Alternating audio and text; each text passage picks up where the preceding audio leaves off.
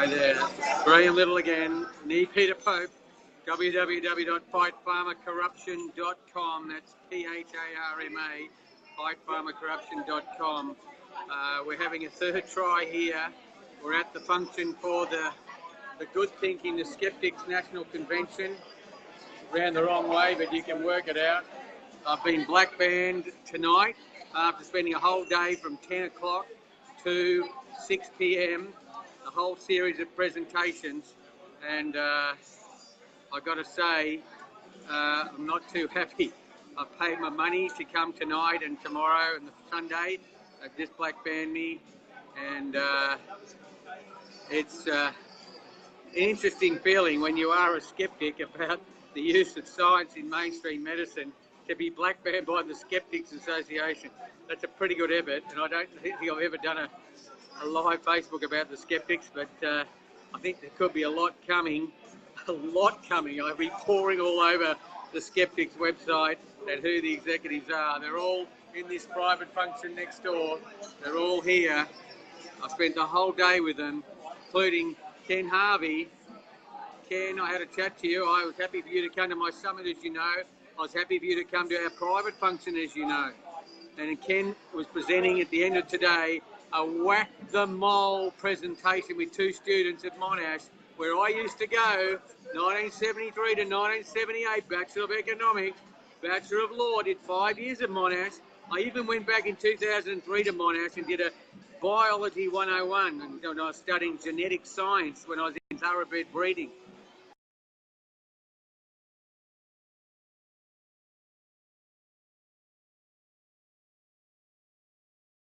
To help Ken Harvey wade through how to treat moles, integrative doctors, chiropractors, homeopaths, naturopaths, Pilates, yoga, you name it, Alexander technique, all the moles out there that don't have proper substantiation of clinical efficacy, they're out there, they're complaining to TGA, they're complaining to AHPRA, they'll complain to anybody.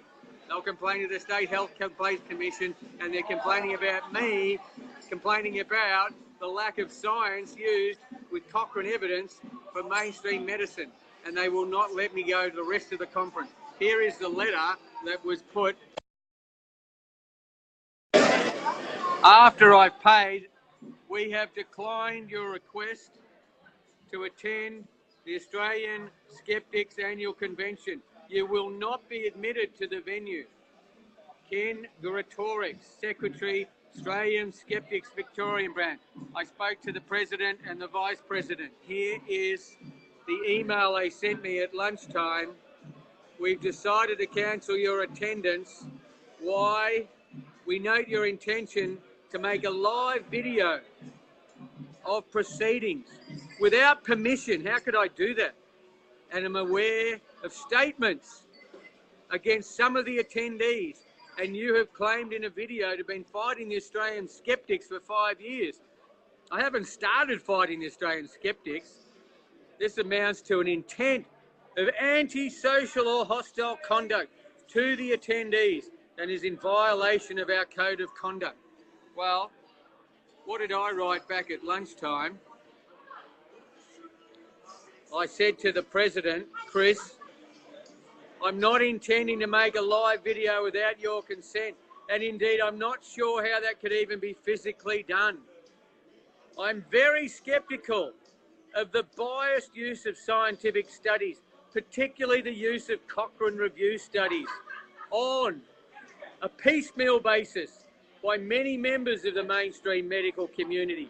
I am sure you would agree, Chris, the President of Australian Skeptics, this would be a serious issue that a majority of your members would agree with anyway, if they were aware. I am not aware that your organisation has ever considered this issue. I have every right to share my sceptical views of science, as anyone else in your movement, provided, of course, I follow your code of conduct, natural practitioners, about to be descended with a mandatory code of conduct in February, the Health Complaints Act. I am happy to give you, this is me saying to the President, an undertaking. I will not be making a live video of the proceedings. Please reinstate my booking, and I will look forward to meeting you and conducting myself in accordance with your code of conduct as requested. I am even prepared to give an undertaking. I will not speak unless you have personally authorised any material. I am not aware of fighting Australian skeptics for 5 years. I don't think I have ever referred to your organisation in my material, and even if I did, you should welcome opposing views that should be debated if they relate to science published by the peak independent.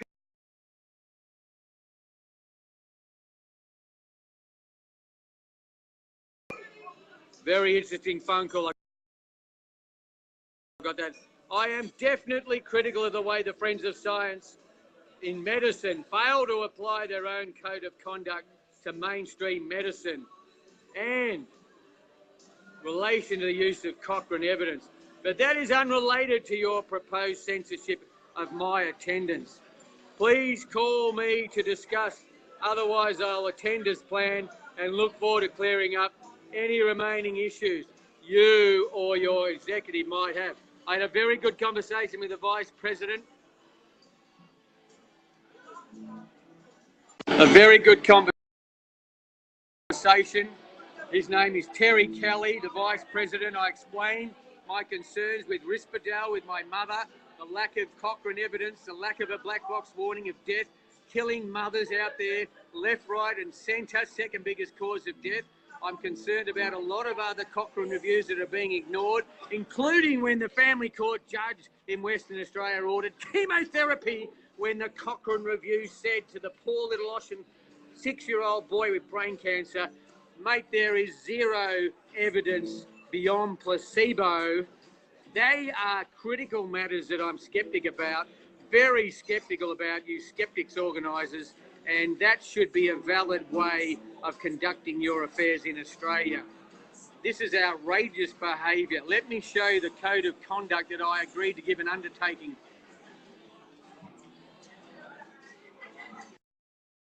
Code of conduct, purpose and scope of Code of Conduct Policy. The Australian Skeptics Victorian branch committed to holding events that are safe and welcoming for all. The Australian Skeptics Victorian branch promotes critical reasoning and the free exchange of ideas. As skeptics, we uphold ideals of critical thinking and rational behaviour. We expect all participants in our events to observe high standards of courtesy, not black banning, robust discussions and critical examinations of the beliefs of other attendees are anticipated and encouraged at our events. This in itself does not constitute hostile or antisocial conduct. However, intellectual dishonesty is not compatible with these ideals. The same goes for offensive imagery, language and behaviour from fellow skeptics, including those who are holding opposing views. We aim to set an example to all members of the community, including those who may be critical of various groups or movements. This policy applies to all speakers, organisers, volunteers and attendees of our events. Events for the purpose of this document include any meeting or gathering organised by the skeptics in which members of the public like me have been invited. Antisocial in general.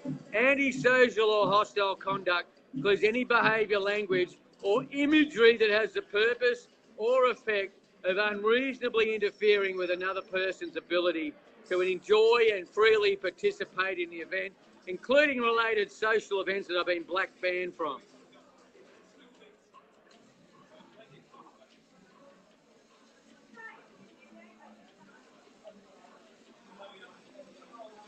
Such conduct includes, but not limited, disruption of a scheduled event by repeated interruption of a speaker. I said I would not speak. Offensive attitudes expressed in relation to or harassment based on gender identity, expression, age, sexual orientation, disability, physical body size, uninvited or inappropriate sexual advances, Stalking, persistent, unwelcome. This policy is applicable to all attendees in social media, including all written, electronic forms of communications that take place outside the time and location of event. Blah, blah, blah. Reporting of antisocial conduct.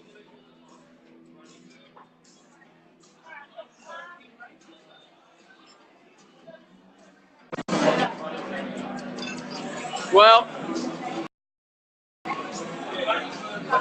I don't know what to do. You want me to walk right through the whole venue? Probably be antisocial, but I've been black banned anyway. I mean, what a farce. What a farce. I'm the only one here that wants to apply the Cochrane standard of evidence one way or the other, level playing field. You can't have it both ways.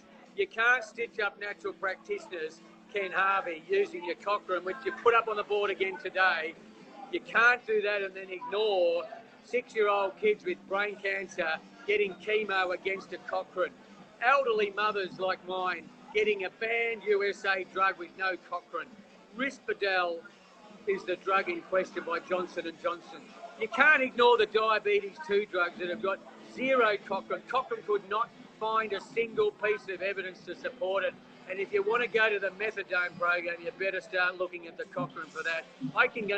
I'm coming back tomorrow. I'm going to take you through the Cochrane evidence for mainstream medicine. I'm going to sit outside that door and we're going to go through Cochrane after Cochrane after Cochrane after Cochrane. If I have to sit there all effing weekend going through the peak global independent scientific evidence in relation to mainstream medicine, I'll do it all night, all long, 48-hour Facebook Live. I'm sick of this. There's 9,600 Cochranes. These skeptics are a disgrace to their own profession. They're absolutely stunned they've black banned me. But by God, I'm glad I attended 8 hours of presentations from 5 international speakers today, a public event, and to hear the Monash, the Chancellor of Monash is going to know Monday morning I'm going to complain about Ken Harvey. Ken Harvey also went to Monash apparently. Ken Harvey, the WHO representative, the World Health Organization representative. He's representing WHO. Go and look up the WHO's agenda on public health. He's got a expose the mole program, delving into the minds of young students that have never looked at a Cochrane for mainstream evidence because Ken's never asked them. One of these 2 beautiful women, I'm praying tomorrow, will look at a Cochrane in relation to mainstream medicine and ask Ken, why? Why, Ken? Why? Why? Are you going to disclose any personal interest, Ken? Are you? Black banning. I let you come to the summit. I knew you were coming to the summit against corruption. I emailed you and even said you could come to the private function. You didn't even reply. I'm not hiding. Why are you hiding? Why are you hiding, Ken Harvey, executive member of the Friends of Science in Medicine? Why are you hiding? Why am I black banned? I was prepared to say nothing. Nothing. I'm prepared to have a level playing field with Cochrane evidence. Why are you distorting young minds and getting rid of mold? Why? Why? We really need you to stand up, please. Sorry? You need me to stand up? Because you're in a line of traffic. I'm not in the line of traffic. I'm just here because I'm next to the good thinking, right? Anyone sitting on the floor in the pub, though. I really need you to stand up, please. Move the chairs and tables around that way. Well, I'm just not very happy that I've been black banned from coming to an event, that's all. Well, I haven't black banned you from anything. Still they have, right? But that's got nothing to do with me. Well, who are you? I'm just in charge of the venue. I've got nothing to do with them. Okay. It's my pub. So all I'm saying is up. that I can't have anyone I'll sitting stand on the up. floor. Okay? Stand Thank you. Getting into trouble here. Anyway, it's outrageous. It's outrageous. I'm back. So there's the function, guys. There's the function. I'm black banned.